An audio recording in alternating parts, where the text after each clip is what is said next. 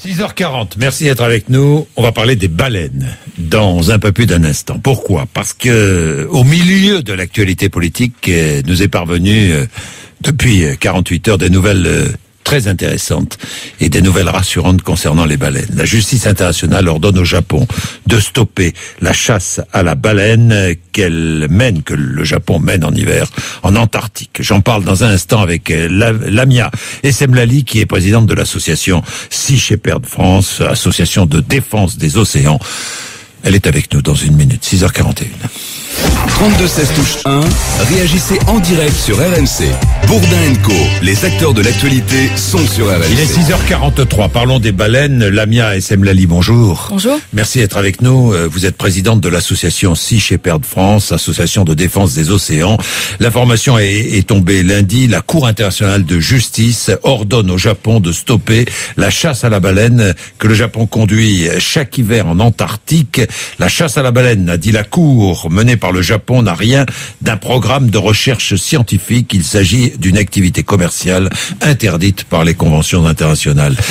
Les Japonais pêchent combien de baleines chaque année ? On le sait ? Alors, ils se sont eux-mêmes auto-attribués un quota de 1050 baleines pour le sanctuaire baleinier antarctique. Oui. C'est un quota qu'ils n'arrivent pas à atteindre. L'année dernière, par exemple, à cause des actions de harcèlement de Sea Shepherd, ils ont pu en tuer 103. Sur les 1050.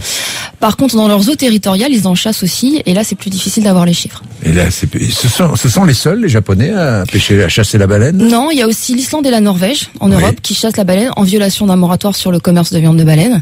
Et ils chassent exclusivement dans leurs eaux territoriales, pour ce qui est l'Islande et la Norvège. Uniquement dans leurs eaux territoriales, donc ils ont le droit ? Non, parce que c'est une espèce protégée. Alors, ce sont des espèces qui sont protégées, qui sont vulnérables, et il y a un moratoire quand même, parce qu'il y a de la viande de baleine qui est pêchée en Islande, qui se retrouve aussi au Japon. Donc, il y a un moratoire sur le commerce international. Mais alors, qui mange de la viande de baleine aujourd'hui ? Très très peu de gens mangent de la viande de baleine, c'est à peu près 2 à 3% des Japonais. C'est une viande qu'ils n'arrivent pas à écouler. Donc, économiquement, ça n'a absolument aucun sens. Mais alors, pourquoi chasser, tuer des baleines alors qu'on ne mange pas la viande ?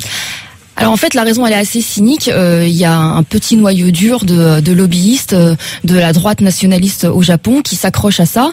C'est une chasse qui est très subventionnée par le gouvernement japonais. Ils ont même utilisé des fonds qui devaient servir aux victimes du tsunami pour financer cette chasse, parce que c'est une chasse qui est déficitaire, en grande partie grâce à Sea Shepherd, parce que pour rentabiliser une expédition d'Antarctique, il faut qu'ils tuent 700 baleines. Donc ils en ont tué 103 l'année dernière. Ils ont perdu des dizaines de millions de dollars. Oui, la campagne de pêche dure 4 mois, je crois, de décembre à mars, c'est bien ça. Lamia, depuis 20 ans, le Japon a chassé plus de 10 000 baleines. Ouais. Plus de 10 000 baleines. En toute illégalité. En toute illégalité, en assurant que c'était des missions scientifiques. Enfin, ça n'avait rien de scientifique. Non, et c'est ce sur quoi la Cour a statué. Oui. Bon, mais alors comment savoir si le Japon respecte ses engagements ? Alors, le Japon a promis qu'il allait respecter l'ordre de la Cour. Maintenant, il agissait de toute façon en illégalité déjà avant. Donc, nous, on va pas les croire sur parole. Nos bateaux vont rester sur la zone. On se tiendra prêt à retourner en Antarctique cet hiver pour la 11e année consécutive.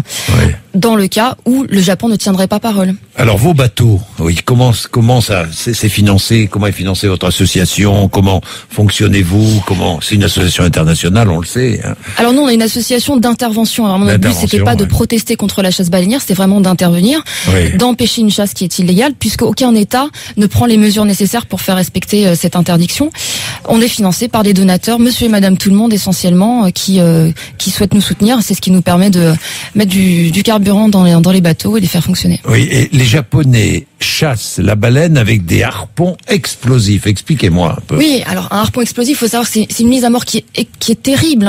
C'est entre 25 minutes et 1 heure pour tuer une baleine. L'agonie de la baleine peut durer jusqu'à 1 heure. Oui, parce que c'est des animaux qui sont très grands. Il est impossible de les tuer de manière facile. Donc souvent, c'est plusieurs coups de harpon explosif qui explosent dans leur chair, et parfois elles sont finies à l'arme à feu. Est-il vrai que 99% de la population de baleines bleues a été décimée par la chasse ? Absolument, il reste 1% des populations originelles, et il faut savoir qu'il y a des études scientifiques qui sont parues et qui affirment que si ces populations ne se régénèrent pas, malgré l'interdiction, c'est en grande partie à cause du braconnage, et on a retrouvé de la viande de baleine bleue dans des étals japonais. Oui, ça veut dire que la baleine est menacée de disparition ? La baleine bleue, la grande baleine ? Elle est en danger critique d'extinction.